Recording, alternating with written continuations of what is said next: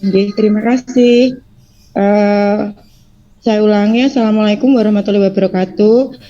Saya ucapkan terima kasih kepada Bapak Wangit yang telah memberikan kesempatan kepada kami. Saya Anik Twiningsih bersama Mbak Indri hari ini akan menyampaikan hasil diskusi kami tentang pembelajaran direct instruction. Dan saya ucapkan terima kasih pada teman-teman yang telah berpartisipasi aktif untuk mengikuti perkuliahan pada pagi hari ini. Izinkan kami untuk menyampaikan paparan hasil diskusi kami. Yang pertama, saya akan menyampaikan tentang diskusi kami di sini tentang gambaran umum dan perspektif pembelajaran direct instruction. Pembelajaran direct instruction dirancang khusus untuk membantu siswa sebentar ketutupan nih. Saya ulangi, pembelajaran direct instruction dirancang khusus untuk membantu siswa menguasai keterampilan akademik dan sosial dan untuk memperoleh pengetahuan faktual yang terstruktur dengan jelas. Alur direct instruction terdiri dari guru menarik perhatian siswa dan memberikan alasan dan tujuan pelajaran. Yang kedua, demonstrasi yang cermat dari pengetahuan atau keterampilan terstruktur yang terjadi fokus pelajaran. Kesempatan terstruktur bagi siswa untuk mempraktikkan keterampilan di bawah pengawasan guru. Yang keempat, memeriksa untuk melihat apakah siswa melakukan secara akurat dan memberikan umpan balik. Yang kelima, memberikan praktik mandiri. Dan yang keenam, mencari penutupan pelajaran dan menghadiri transfer. Kemudian kaitan pembelajaran direct instruction terhadap ilmu pembelajaran yang terkait behaviorisme, teori pembelajaran sosial, teori pemrosesan informasi, pengetahuan latar belakang siswa, dan tingkat keterampilan. Berikutnya, 3 pendekatan perencanaan pembelajaran direct instruction, 3 pendekatan serupa untuk instruksi langsung, diantaranya 8 fase pembelajaran Gagna.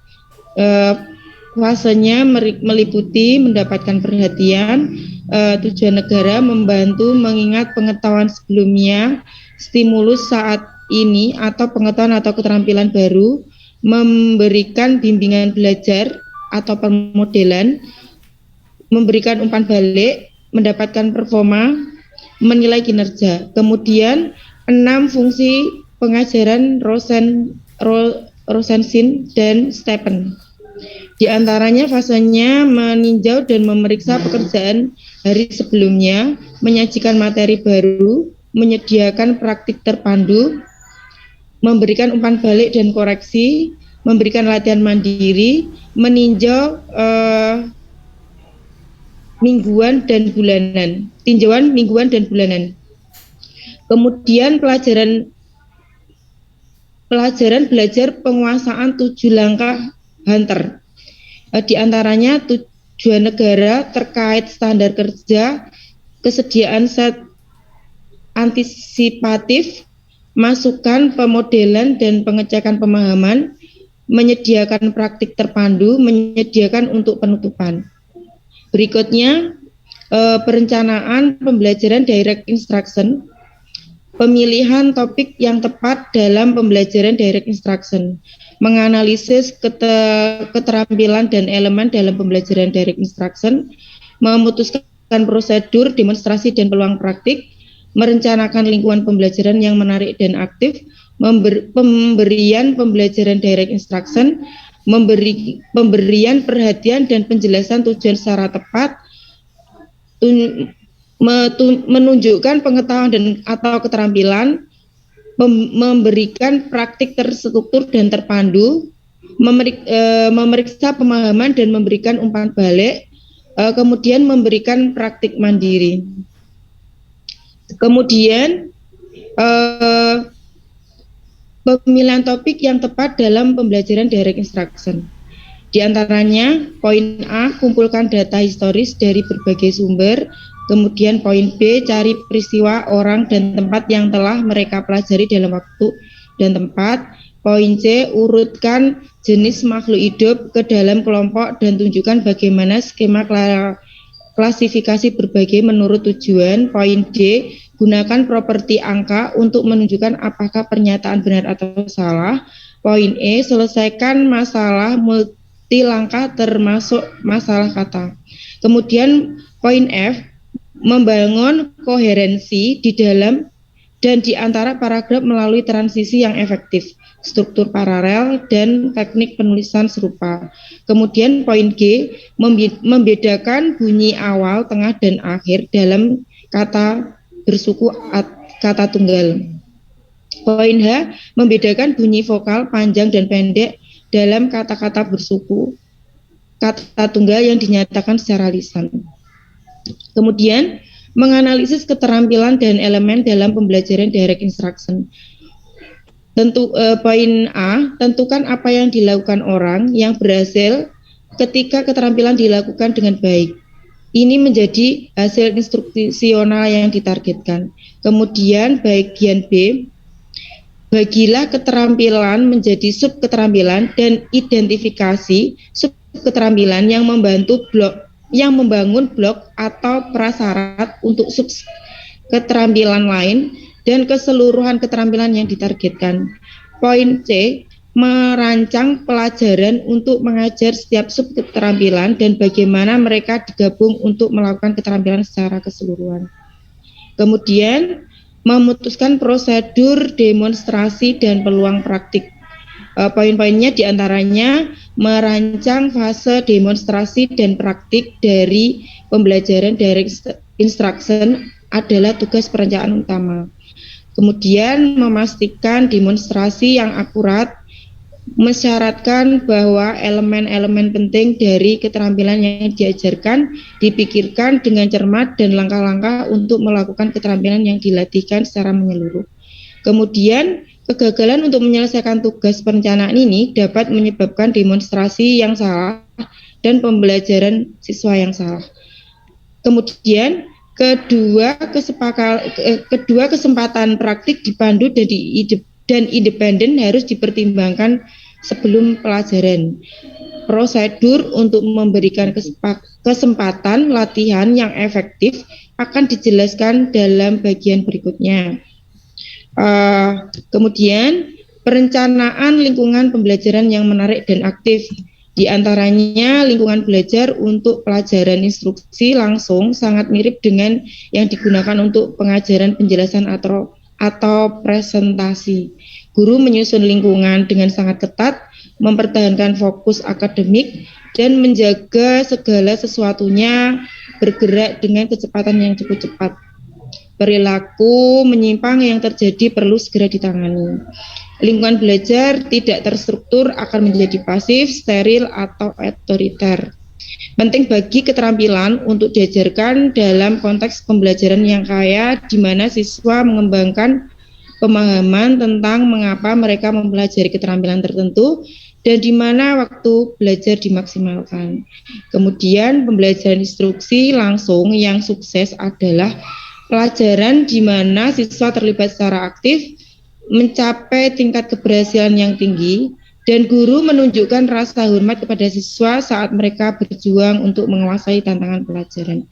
Kemudian slide berikutnya akan disampaikan oleh rekan kami, Mbak Indri. Silakan Mbak Indri.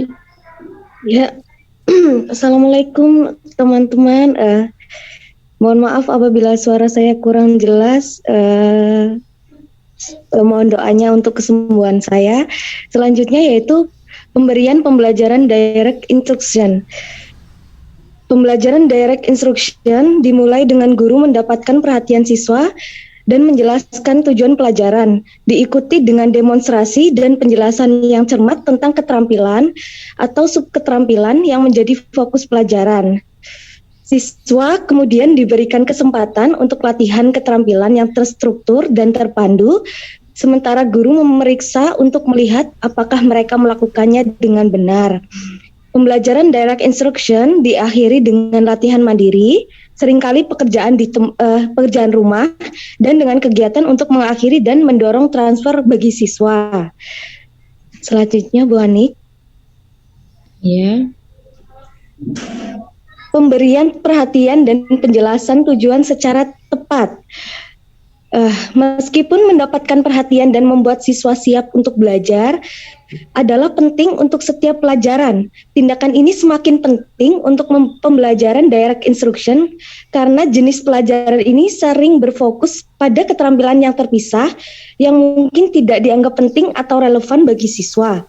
Resistensi siswa atau kurangnya minat siswa melakukan penjelasan yang cermat tentang mengapa keterampilan diskrit atau serangkaian sub keterampilan diskrit perlu dikuasai sehingga lebih kompleks dan mungkin lebih menarik, maka mata pelajaran atau keterampilan dapat dipertimbangkan.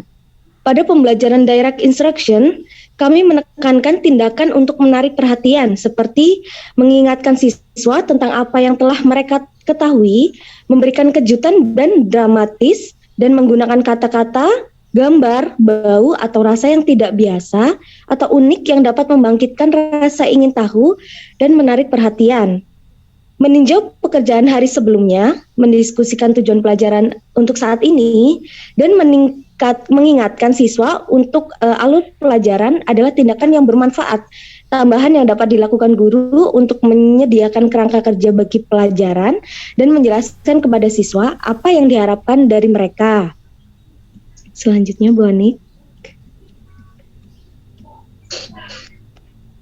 Selanjutnya yaitu tunjukkan pengetahuan atau keterampilan.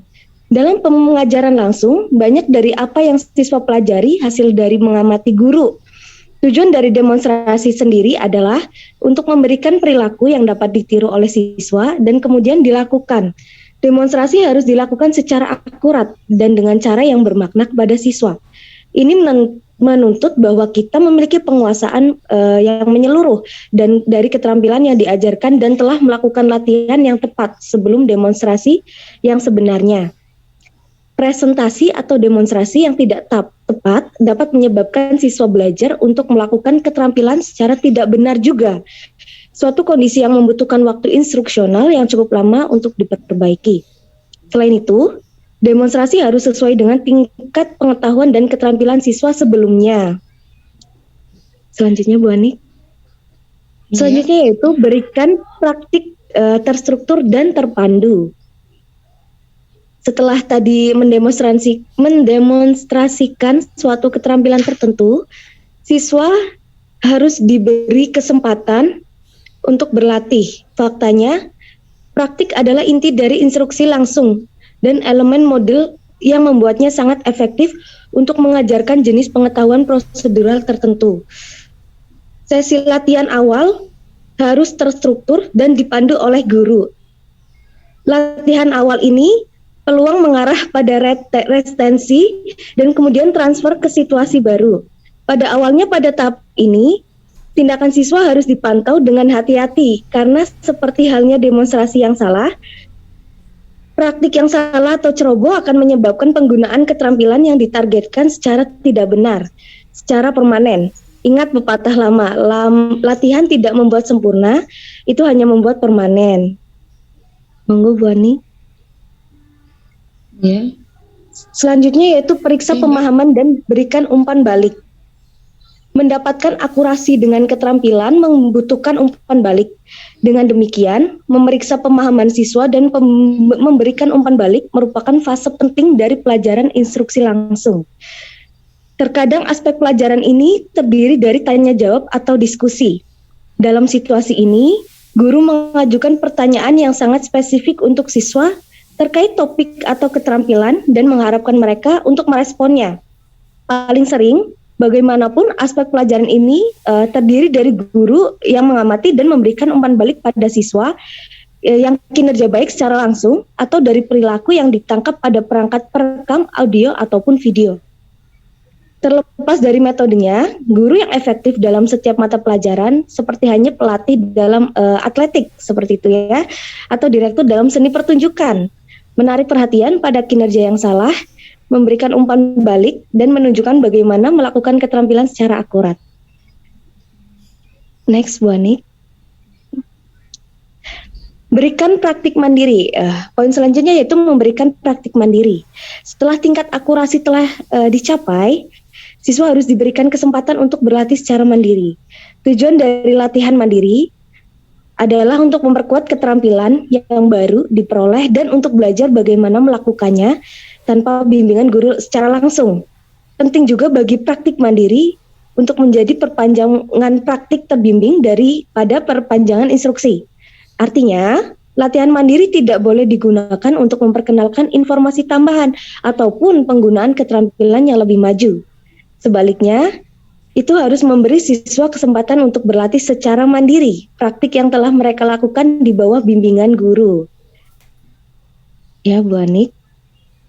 Oke, selanjutnya ada pedoman untuk memberikan umpan balik selama praktik terpandu.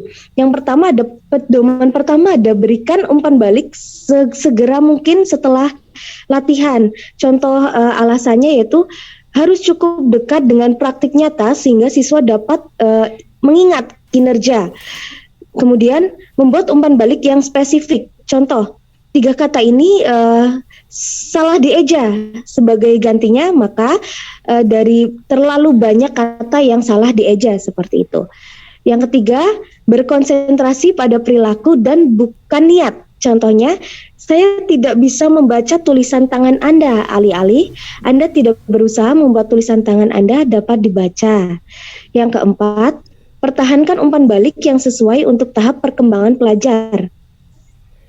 Contoh alasannya, perhatian harus diberikan untuk tidak memberikan terlalu banyak umpan balik atau umpan balik di luar tingkat keterampilan ataupun kemampuan siswa. Poin kelima, tekankan pujian dan umpan balik pada kinerja yang benar. Meskipun kinerja yang salah harus diperbaiki, guru harus berusaha untuk memberikan umpan balik secara positif pada kinerja yang benar ketika siswa sedang mempelajari keterampilan baru. Poin 6, guru memberikan umpan balik negatif, tidak lanjuti dengan menunjukkan kinerja yang benar. Jika esai penuh dengan kesalahan, guru harus menunjukkan kesalahannya tetapi juga dalam kata-kata atau kalimat yang memperbaikinya. Poin ketujuh, bantu siswa untuk fokus pada proses setiap serta hasilnya. Pada tahap awal mempelajari suatu keterampilan, siswa harus fokus perhatiannya pada proses atau teknik. Fokus untuk mendapatkan lebih banyak mahir selanjutnya, seperti itu. Poin 8, ajarkan siswa bagaimana memberikan umpan balik kepada dirinya. Perhatian dan instruksi khusus harus diberikan agar siswa dapat menilai kemajuan dan kinerja mereka sendiri. Selanjutnya, Bu Anik. Poin selanjutnya yaitu penilaian pembelajaran instruksi langsung. Sepanjang pengajaran untuk pembelajaran direct instruction, kami telah menekankan pentingnya mencocokkan prosedur penilaian dengan hasil pembelajaran yang ingin dicapai oleh guru. Karena sebagian besar pelajaran instruksi langsung bertujuan membantu siswa memperoleh prosedural pengetahuan dan kemampuan untuk melakukan keterampilan tertentu. Dan penilaian harus jelas fokus pada kinerja. Bu, ya, Bu. Oke, simpulan dari presentasi kami hari ini bahwa pengajaran langsung adalah model pembelajaran yang efektif untuk membantu siswa menguasai keterampilan akademik dan sosial dasar untuk memperoleh pengetahuan yang faktual dan terstruktur. Tidak efektif untuk mengajarkan jumlah besar pengetahuan yang deklaratif atau untuk membantu siswa memperoleh pemahaman konseptual atau pemikiran tingkat tinggi pada keterampilannya. Sintaks instruksi langsung meminta guru untuk mengambil sikap aktif untuk mendemonstrasikan keterampilan khusus secara akurat dan tepat dan memberikan kesempatan untuk praktik terbimbing dan mandiri. Praktik terletak di jantung instruksi langsung.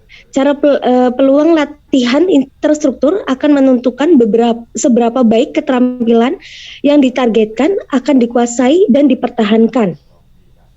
Bu, selanjutnya, Bu. Oke, seperti halnya pendekatan pengajaran apapun, keberhasilan akan agak bergantung pada kepatuhan yang ketat terhadap sintaks model dan memiliki ruang kelas yang sesuai lingkungan. Dalam hal ini, model bekerja paling baik di tempat yang terorganisasi secara baik pula dan lingkungan yang terstruktur. Namun, struktur ini tidak berarti bahwa lingkungan tidak boleh kaya, demokratis, mendukung, dan peduli. Berbagai pendekatan untuk penilaian kinerja diperlukan untuk mengukur banyak hasil instruksi yang terkait dengan instruksi langsung. Perdebatan terkait penggunaan yang tepat dari instruksi langsung telah ada selama bertahun-tahun. Kritikus percaya bahwa model ini digunakan secara berlebihan dan didasarkan pada ketidakcukupan teori tentang bagaimana siswa belajar. Di sisi lain, itu juga telah terbukti sangat efektif untuk mencapai jenis hasil pembelajaran tertentu. Kami telah mengambil pandangan bahwa instruksi langsung adalah model yang berharga untuk dimiliki oleh guru berprestasi dalam repertoar mereka. Tetapi, penggunaannya harus dibatasi untuk mencapai tujuan yang telah dirancang. Oke, saya kembalikan lagi kepada Bu Anik. Terima kasih Mbak Indri atas paparan yang telah disampaikan. Demikian teman-teman paparan hasil diskusi kami.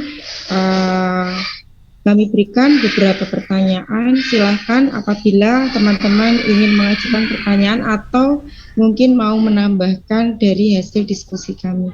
Terima kasih. Monggo silahkan. Oke, monggo Mas Berio. Ya, terima kasih Mas.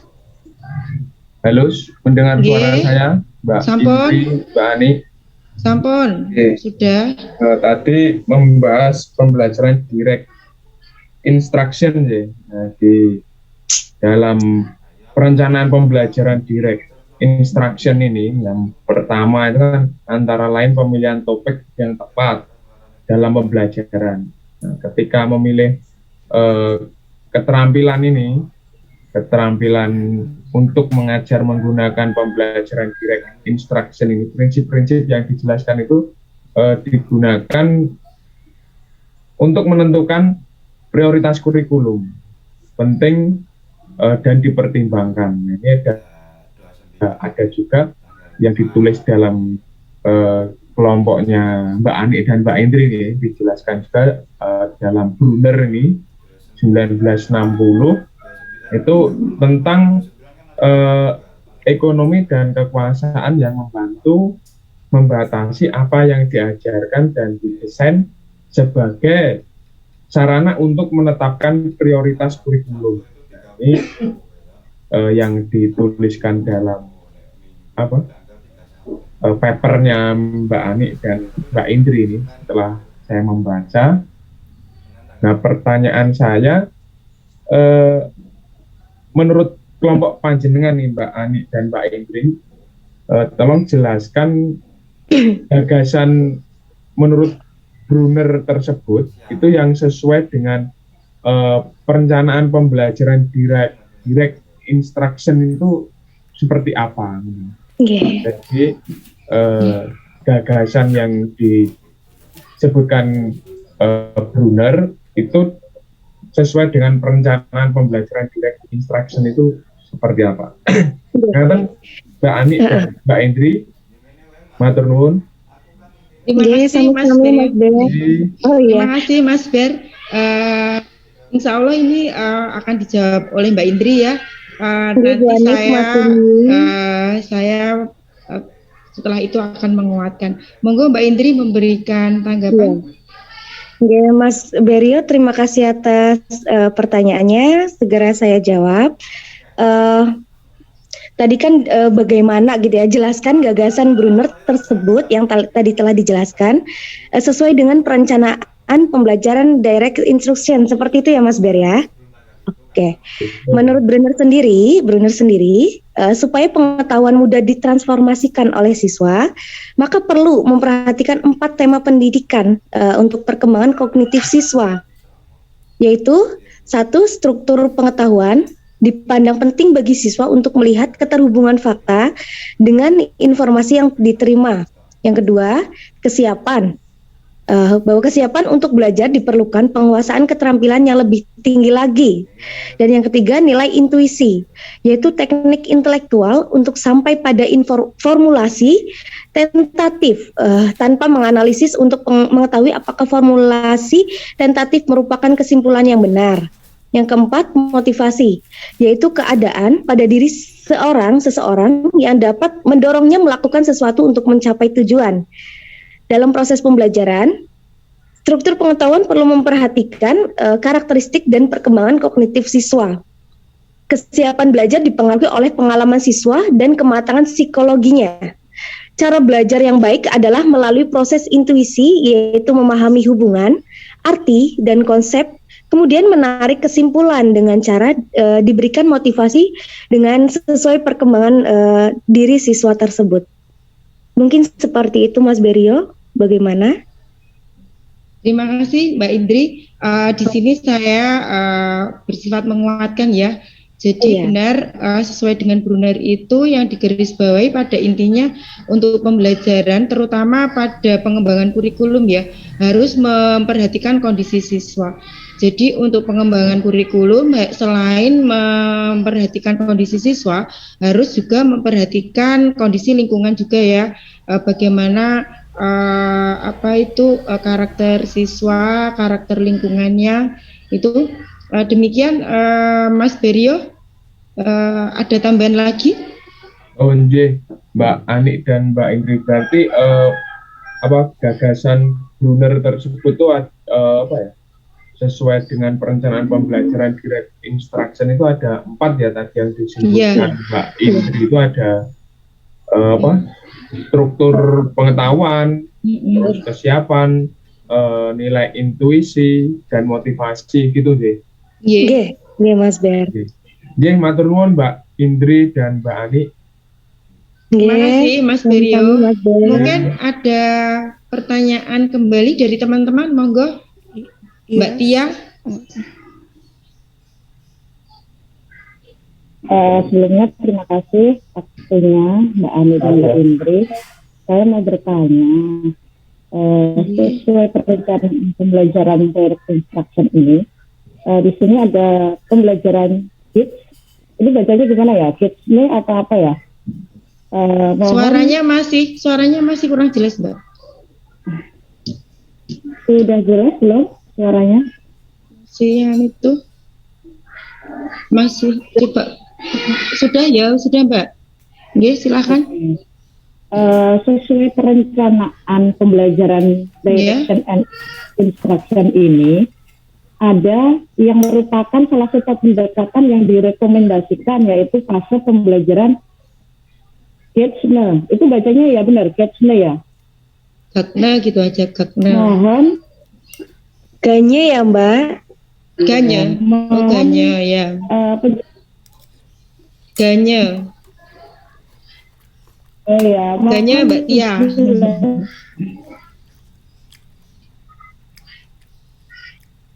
Mbak Tia putus-putus. Ganye ini apakah ada teori?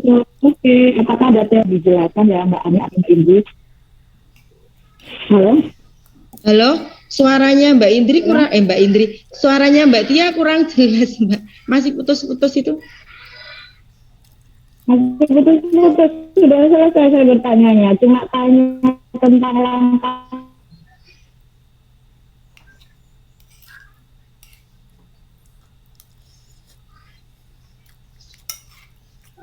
Halo Mbak Tia.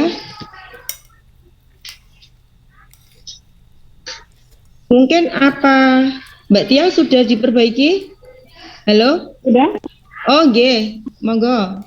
Diulang, Mbak. Oke. Ya, ini baru jelas ini. Sesuai perencanaan pembelajaran direct instruction, itu adalah ada salah satu pendekatan yang direkomendasikan, yaitu pembelajaran apa tadi? Ganye. Ya.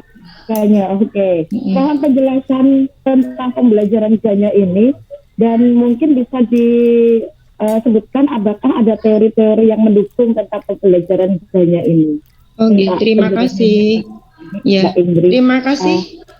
Mbak Tia, setelah Mbak Indri membantu menjawab pertanyaan dari Mas Tiryo, saya akan membantu Mbak Indri untuk menjawab pertanyaan dari Mbak Tia.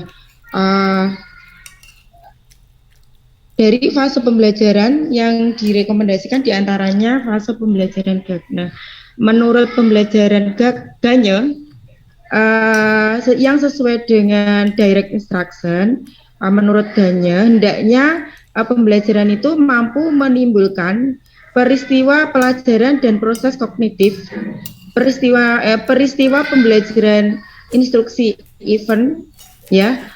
Menurut GAG-nya adalah peristiwa dengan urutan sebagai berikut. Jadi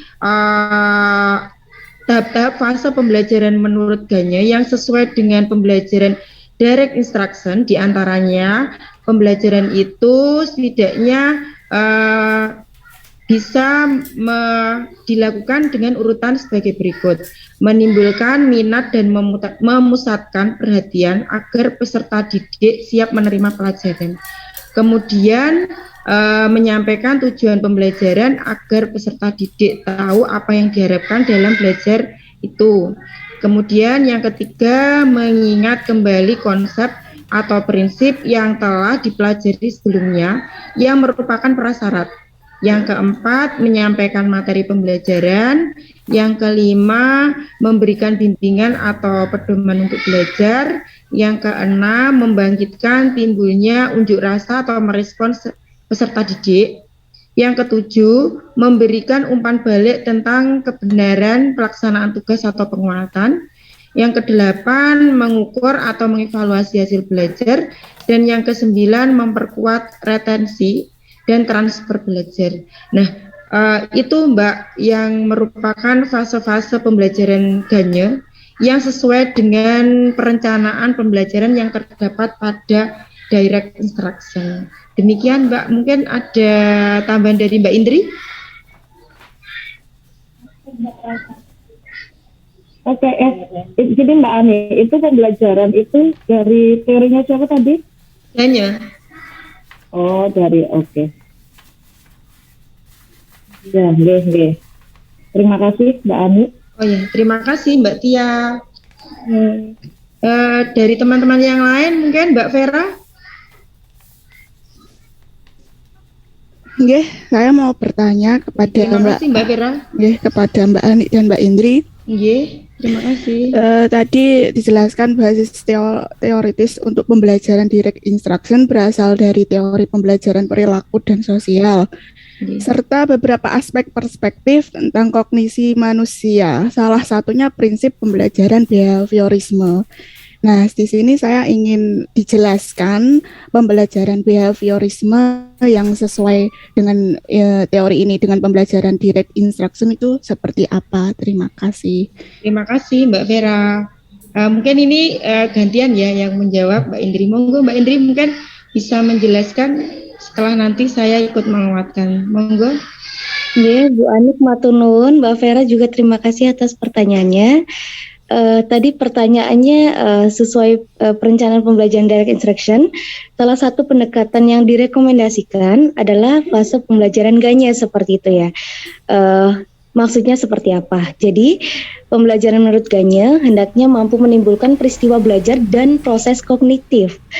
Peristiwa pembelajar atau instructional events adalah peristiwa dengan urutan sebagai berikut. Yang pertama, menimbulkan minat dan memusatkan perhatian agar peserta didik siap menerima pelajaran. Yang kedua, menyampaikan tujuan pembelajaran agar peserta didik tahu apa yang diharapkan dalam pembelajaran tersebut. Seperti itu. Yang ketiga, mengingat kembali konsep atau prinsip yang telah dipelajari sebelumnya, yang merupakan prasyarat-prasyarat seperti itu. Yang keempat, menyampaikan materi pembelajaran. Yang kelima, memberikan bimbingan atau pedoman untuk belajar. Yang keenam, membangkitkan timbulnya unjuk kerja atau merespon oleh peserta didik. Yang ketujuh, memberikan umpan balik tentang kebenaran pelaksanaan tugas atau penguatan. Dan yang kedelapan, mengukur atau mengevaluasi hasil belajar peserta didik. Yang kesembilan, memperkuat retensi dan transfer belajar dalam proses pembelajaran seperti itu. Mbak Vera, mungkin Mbak Anik mau menambahkan? Oh ya, terima kasih Mbak Vera. Kembali saya tegaskan tadi tentang behavioristik juga ya. Selain Gakna. Oh iya, mungkin kan Mbak Anik sebagai pengajar guru kan bagaimana begitu. Iya, terima kasih. Iya, apa yang dikatakan Mbak Indri juga benar.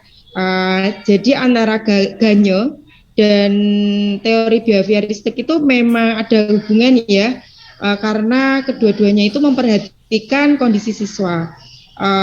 Di sini saya menambahkan dari segi behaviorisme, teori behaviorisme, apa yang diajukan oleh Mbak Vera. Jadi untuk pembelajaran behaviorisme yang sesuai dengan direct instruction, diantaranya memiliki tahapan-tahapan proses pembelajaran sebagai berikut. Selain sesuai dengan Gakna tadi ya yang disampaikan oleh Mbak Indri, ini juga dikuatkan oleh teori behaviorisme atau behavioristik, yaitu diantaranya yang pertama, proses pembelajaran itu melalui tahap harus mementingkan dan memperhatikan pengaruh lingkungan. Maksudnya lingkungan siswa ya ini di sini. Kemudian yang kedua, mengutamakan mekanisme terbentuknya hasil belajar melalui mekanisme stimulus respon. Nah ini kan juga peserta didik mengutamakan kondisi siswa sesuai dengan Ganyo juga. Kemudian yang ketiga, mementingkan dan memperhatikan kemampuan yang sudah dimiliki dan terbentuk pada saat-saat sebelumnya yang dimiliki oleh siswa. Kemudian yang keempat, mementingkan pembentukan kebiasaan perilaku melalui latihan dan pengulangan. Yang kelima, hasil belajar yang tercapai terwujud dalam bentuk perilaku-perilaku yang diinginkan. Hal ini senada dengan sintak pembelajaran direct instruction, yaitu terdiri dari guru menarik perhatian siswa dan memberikan alasan dan tujuan pembelajaran.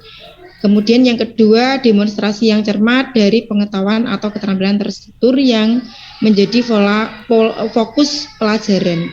Yang ketiga, kesempatan terstruktur bagi siswa untuk mempraktikkan keterampilan di bawah pengawasan guru. Yang keempat, memeriksa untuk melihat apakah siswa melakukan secara akurat dan memberikan umpan balik. Yang kelima, memberikan praktik mandiri. Dan yang keenam, mencari melakukan penutupan pembelajaran dan menghadirkan transfer pembelajaran ya, transfer ilmu. Demikian Mbak Vera. Ada tambahan mungkin dari Mbak Vera? Sudah cukup tadi dijelaskan oleh Mbak Indri dan Mbak Ani. Terima kasih. Terima kasih Mbak Vera. Mungkin dari teman-teman yang lain ingin menambahkan setelah ada beberapa pertanyaan dari teman-teman. Saya juga ingin di sini sifatnya belajar ya. Mungkin ada teman-teman ada yang memberikan tambahan dari Bu Kasni mungkin. Bu Kasni mau menambahkan, silakan Bu Kasni.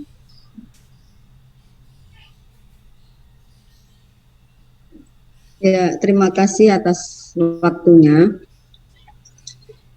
Cuma setelah saya membaca ini kelihatannya perlu ada penekanan tentang perbedaannya antara metode direct instruction dengan metode demonstrasi ya. Kalau saya perhatikan itu kalau direct instruction itu berpusat pada guru ya. Ya, berpusat pada guru. Demonstrasi juga demikian. Cuma yang menambahkan ya bertanya ini, seberapa besar ini perbedaannya antara demonstrasi dengan direct instruction? Kelihatannya apakah metode demonstrasi ini bisa salah satu dari direct instruction atau bagaimana? Karena sama-sama metodenya dan berpusat kepada guru. Di sini jenengan tidak mencantumkan kelemahan dan kelebihan membandingkan di antara keduanya karena ada hubungan yang erat antara metode demonstrasi dengan direct instruction. Gitu. Ya menambahkan ya bertanya karena tadi tak baca kok kelihatannya belum begitu tajam bahasanya ngoten. Terima kasih Bu Kasni. Nanti kami evaluasi lagi. Di sini di paper kami ini belum menunjukkan kelemahan dan kelebihan direct instruction ya Bu ya. Jadi insya Allah nanti kami perbaiki. Demikian. Mungkin dari teman-teman yang lain, Pak Wahdan ini pakarnya pembelajaran. Pak Wahdan off cam. Oh ya, mungkin teman-teman. Ya, sudah tadi sudah. Oh sampun. Oh nggih. Ya, sudah banyak ya. Nggih. Monggo Pak memberikan penambahan penguatan.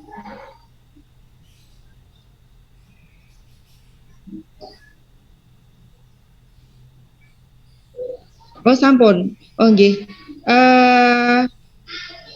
Saya minta pendapat dari Mas Ibda off cam ya. Mas Ibda, Mas Abduh, Mas Ibda, halo. Mas Ibda. Halo. Oh. Ya, Bu. Mana, Bu? Mas Ibda ini sudah connect. Oh, nggih, saya nggih. Terima kasih Mas Ibda. Minta tanggapannya dari paper kami, mungkin ada penambahan-penambahan yang perlu kami perbaiki. Sudah cukup, Bu. Ora ono nang ngene motor. Bu Kasni dulu. Oh iya. Bu Kasni. Motornya diparkir dulu, Bu Kasni.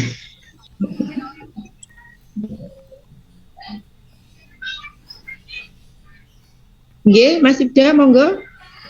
Oke.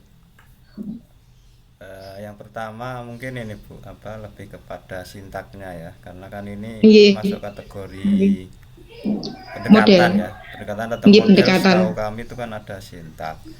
Mungkin penekanannya apakah di kelas dasar atau kelas tinggi itu sintaknya bisa berbeda atau tetap sama bergantung materinya. Mungkin penekanan itu yang perlu ditegaskan, karena bisa jadi untuk model atau pendekatan direct interaction itu mungkin lebih ke kayak semacam berbasis project ya, bukan berbasis project tapi ada instruksi atau sesuatu. Kalau LKPD itu yang memang ditetapkan menjadi sebuah proyek ya bahasanya, atau kerjaan siswa yang bisa diterapkan di kelas dasar atau kelas tinggi seperti itu. Jadi nanti tinggal penekanannya lah dan materinya apa. Misalnya bahasa Indonesia ya saya kira kalau itu rumpunnya sudah tematik, misalnya kebunku atau apa, misalnya itu tetap bisa mengarah kepada rumpun mata pelajaran yang lain.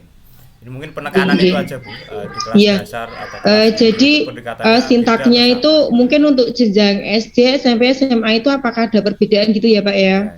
Dan untuk rumpun mata pelajaran tertentu itu apa harus dibedakan gitu ya Pak ya?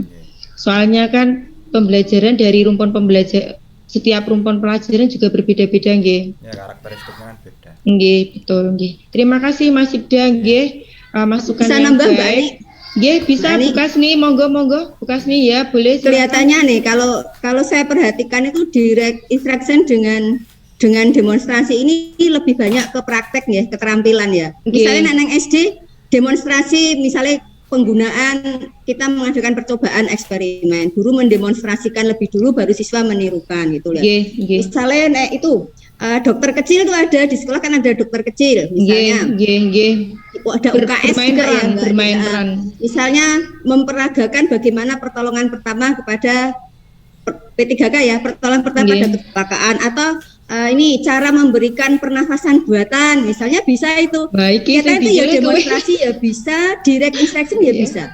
Penerapannya seperti itu, lebih banyak kepada skill ya, keterampilan begitu. Jadi ada pemeragaan ada instruksi, ada pemeragaan, kemudian anak bisa menirukan begitu. Kelihatannya segitu. Terima kasih Bu Kasni. Terima kasih untuk Mas Ibda, Bu Kasni. Mungkin ada penguatan lagi Mas Abduh, monggo Mas Abduh. Oh iya, satu lagi. Tadi Pak Ladan bertanya sintaknya ya Pak. Kita sintak itu dimanapun sama loh Pak Dadan. Mau berlaku di SD, SMP, SMA namanya sintak itu sama. Nggak ada perbedaan gitu. Mas Ibda tadi, bukan Pak Wahdan. Oh Pak Wahdan, sorry. Untuk sintak kelihatannya sama. Mungkin nanti diturunkan ya Bu, untuk sintaknya itu pada intinya sama. Cuma nanti di bagian indikator ya, mungkin indikatornya berbeda untuk setiap jenjang. Kalau jenjang SD mungkin sintak pertama itu indikatornya ditambah gitu kan. sebagai dari subsintak gitu, biar ada perbedaan antara untuk jenjang SD sampai SMA. Soalnya tingkat berpikirnya, tingkat perkembangan siswanya kan juga berbeda-beda seperti itu. Ya, terima kasih. Mas Abdul mungkin monggo. Ya, untuk nuwun Bu Ani, hanya menambah sedikit saja. Ini mungkin juga keliru ya. Kalau keliru ini mohon diralat. Kalau saya perhatikan dari diskusi kita tadi, direct instruction ini lebih menekankan kepada penguasaan short term memory siswa. Iya, betul. Dan juga yang dimiliki ya short term memory dengan mengaitkan dengan pengalaman sebelumnya. Dan juga kalau dilihat dari jenis pengetahuannya, ini lebih menekankan kepada pemerolehan pengetahuan faktual, konseptual, dan prosedural, tidak sampai ke meta kognitif. Betul. Ya, seperti itu menurut saya. Mungkin ada yang menambahkan lain, itu saja. Jadi metode ini kan kalau di buku metode tulisannya ya, kalau di buku itu ya.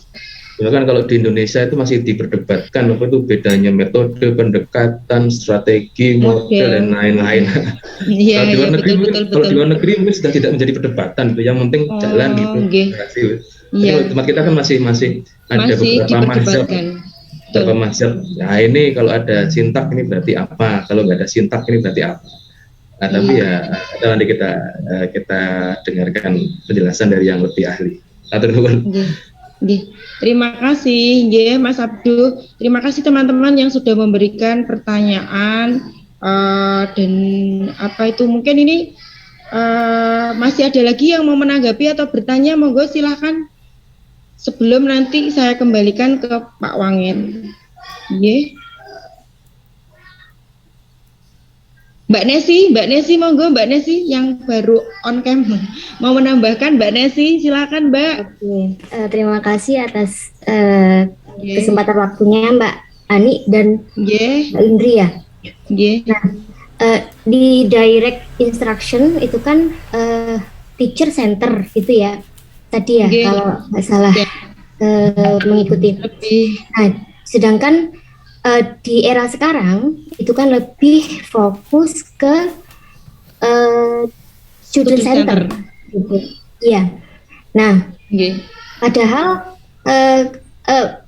ini bertanya atau gimana ya? Bertanya ya Mbak ya Mbak Ani ya.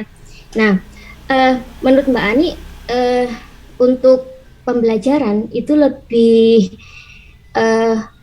menguntungkan student center atau ke teacher center gitu ya. Kalau teacher itu kan yang tadi sudah diungkapkan oleh teman-teman bahwasannya kalau itu kan ada penguatannya, terus ibaratnya anak itu kita gandeng menuju finishnya, garis finish gitu ya. Tapi kalau student center itu kan anak itu disuruh mencari kayak pengalamannya sendiri, mencari jalan keluar sendiri untuk menuju finish itu. Nah, menurut Mbak Ani itu lebih menguntungkan yang mana? Teacher center atau student center begitu? Karena kan di makalahnya ini kan bahwasanya faktor yang dampak yang paling penting untuk keberhasilan hasil belajar itu adalah student center. Sedangkan yang teacher center itu nggak dibahas, padahal direct instruction itu kan lebih ke teacher center gitu kan. Terus apa bedanya sih kalau ada direct pasti ada indirect instruction gitu ya Bu ya? Iya. Kalau nggak salah pemahaman, kalau direct itu kan teacher, kalau indirect itu senternya ke studentnya begitu. Itu bagaimana? Terima kasih, ini nambah permasalahan Bu. Iya.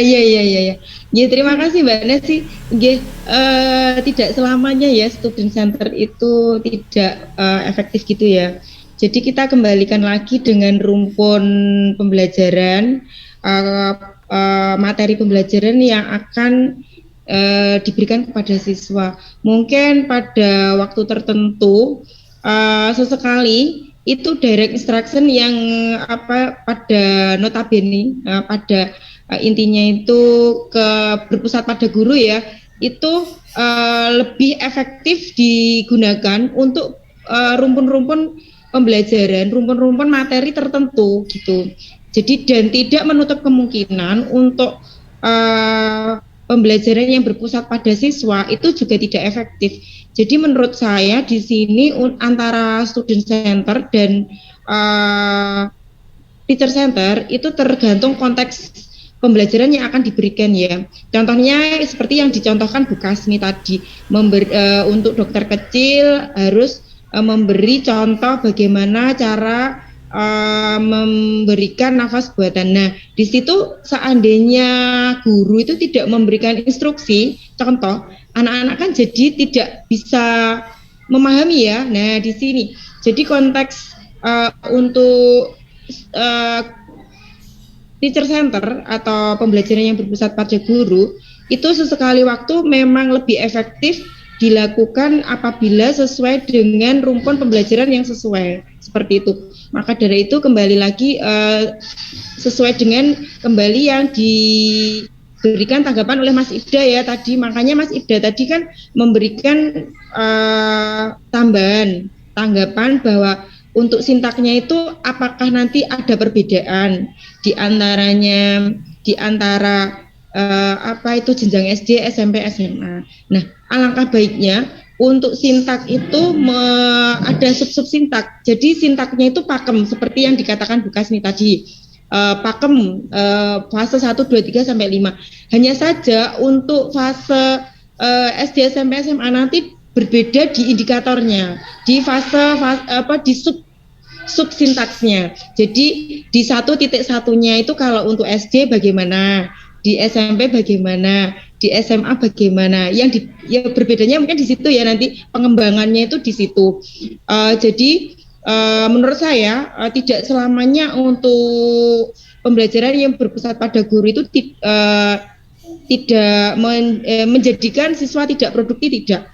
Tapi kita kembali lagi ke konteks pembelajaran yang akan kita capai, seperti itu. Seperti itu Mbak Nesti, terima kasih.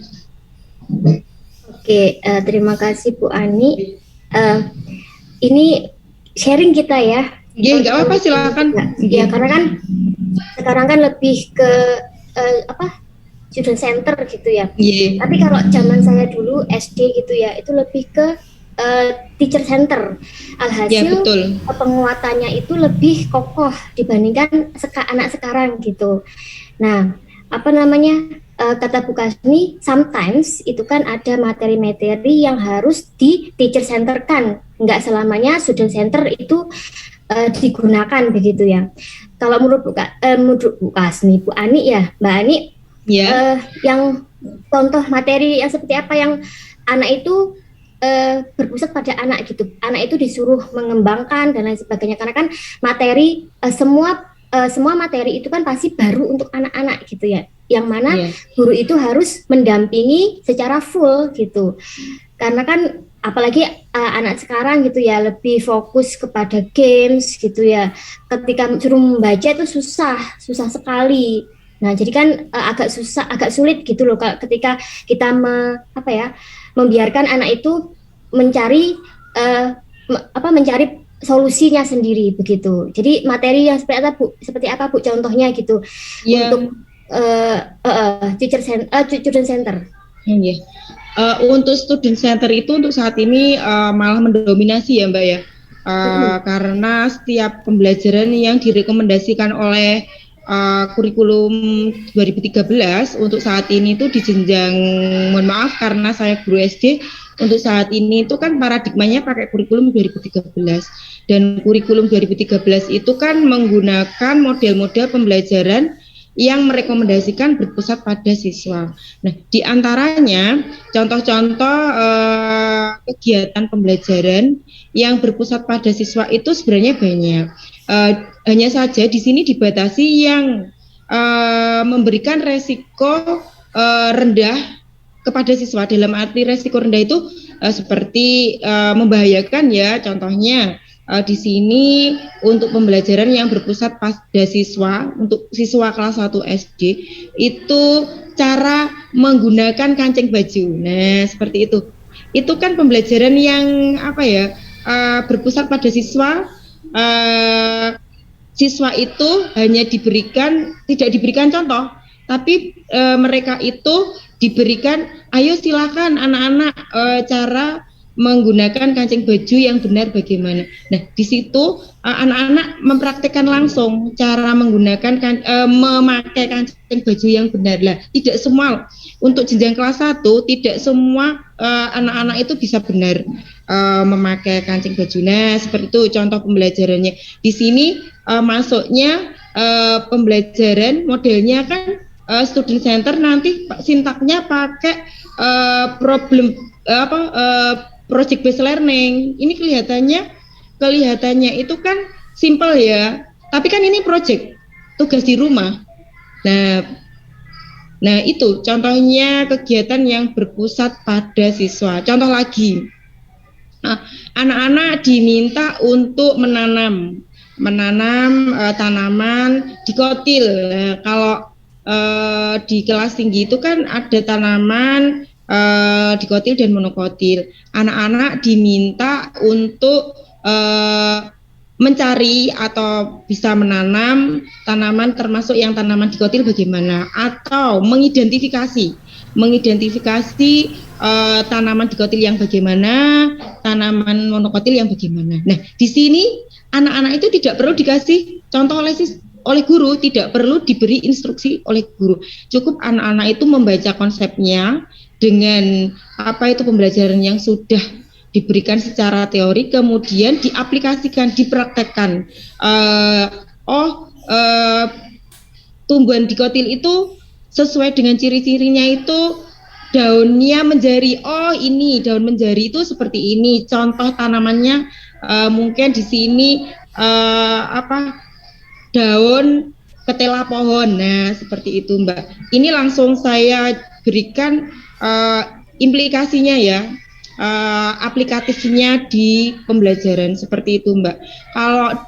Kalau pembelajaran berpusat pada guru, kembali lagi contohnya seperti yang disampaikan oleh Bu Kasmi, itu kan harus dicontohkan oleh guru, harus guru center ya, harus berpusat pada guru dulu, baru anak-anak itu mempraktekkan sendiri ya, itu seperti itu. Contoh lagi, sepertinya saya amati untuk student center itu cenderung di pembelajaran PJOK, karena guru memberi instruksi dulu cara melempar bola itu yang benar bagaimana. Itu kan anak-anak nggak bisa langsung melempar dengan benar, harus diberi contoh oleh guru.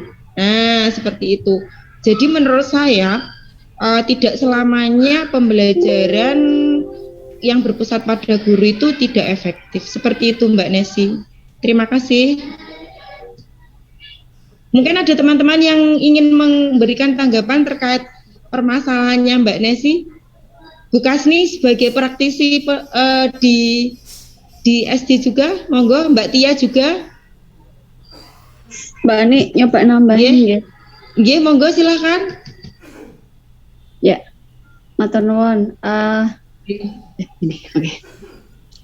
Menambahkan apa yang sudah jenengan jelaskan tadi terkait dengan pertanyaannya Mbak Nesi, saya ingin menambah sedikit. Mbak Esti, terima kasih Mbak Esti, nggih. Oh, ya. Matur nuwun nggih, monggo silakan.